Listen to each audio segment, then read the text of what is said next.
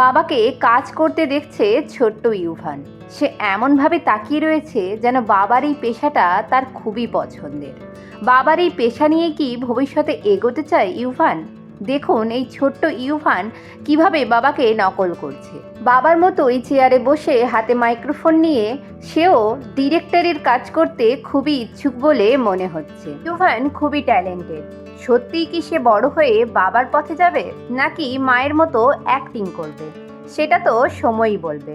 কিন্তু ছোট্ট ইউভান যেভাবে এইসব কাজে নিজেকে এঙ্গেজ করছে তা দেখে মনে হচ্ছে রাজ চক্রবর্তীরও এবার ভাবা উচিত তার টিমে ছোট্ট এই সদস্যকে যোগ করবে কিনা।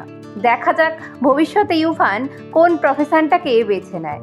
ইউভানের এই কার্যকলাপ দেখে আপনাদের কি মনে হয় অবশ্যই কমেন্ট করতে ভুলবেন না। ভালো লাগলে অবশ্যই ভিডিওটি লাইক করবেন আর আপনাদের মতামত কমেন্টে অবশ্যই জানাবেন। ধন্যবাদ।